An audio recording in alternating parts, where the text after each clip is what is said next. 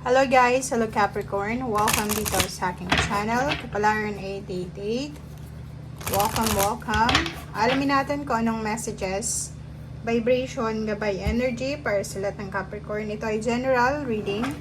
Next 3 months, April, May, June, para sa lahat ng Capricorn. I hope na makuha natin ang energy dito sa barahang ito. Okay. Capricorn, worry and peace. Okay, so yung first 2 cards mo dito is for the next 3 months, sinasabi na kailangan mong matuto na alisin yung mga pag-aalala sa yung paligid, sa yung sarili, and i-prioritize mo yung peace of mind, and i-release mo lahat ng negative energy na pwedeng nagiging dahilan ng pag-aalala mo. Okay? So, yun ang kailangan mo ditong gawin.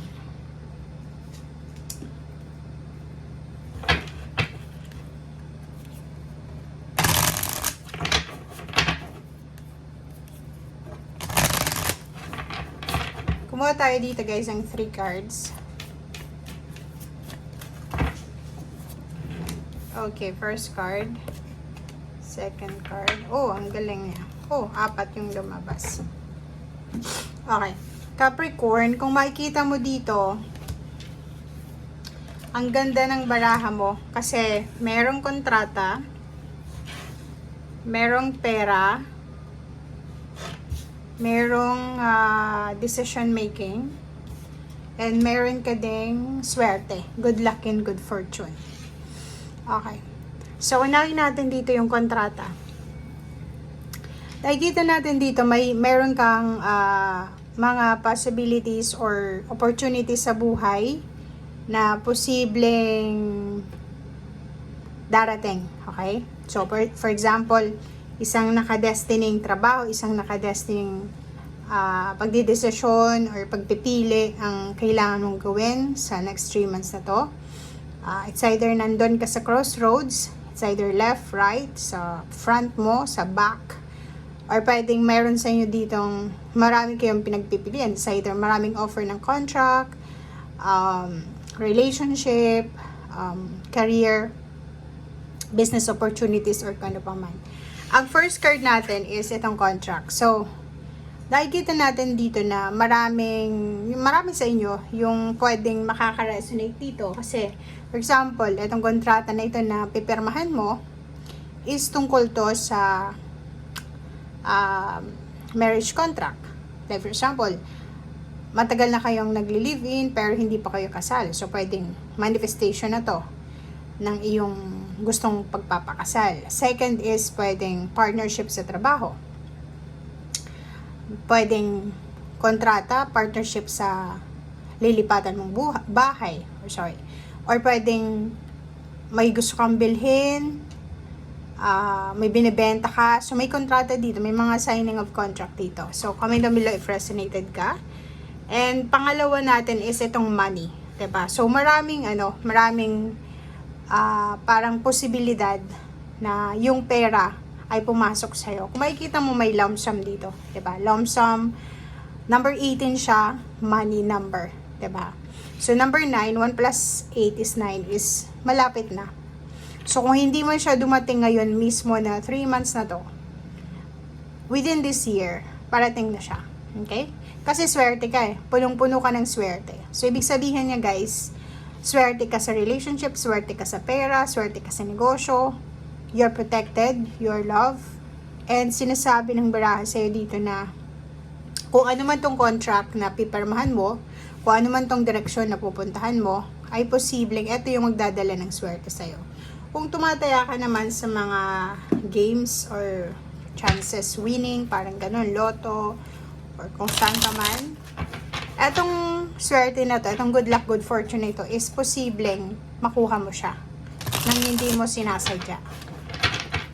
Okay.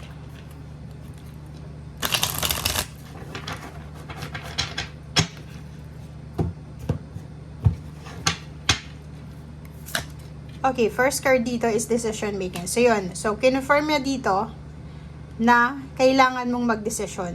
Kinakailangan mong magdesisyon. It's number 11, number 22. Kailangan mong magdesisyon. Kailangan mong gumawa ng isang pagpipili, selection. Travel. So, pwedeng isang decision making ang kailangan mo. So, April, May, June, pwedeng paglilipat bahay, pagda-travel, pagbenta ng sasakyan, pagbili ng sasakyan. Victory and success kasi ito eh. So, isang decision making ang kailangan mong gawin. Kaso lang, mag-iingat ka. Kasi itong 7 na to, na 7 of Swords is posibleng, air signs, Gemini, Libra, Aquarius, or may mga tao na nakapaligid sa'yo na posibleng inggit sila sa kung ano yung achievements na meron ka. So, wag kang magtitiwala. If, for example, magta-travel ka sa 3 months na to, wag kang magtitiwala sa kung sino man ito. Okay? So, wag kang magtitiwala kung sino man itong taong ito na anong tawag dyan?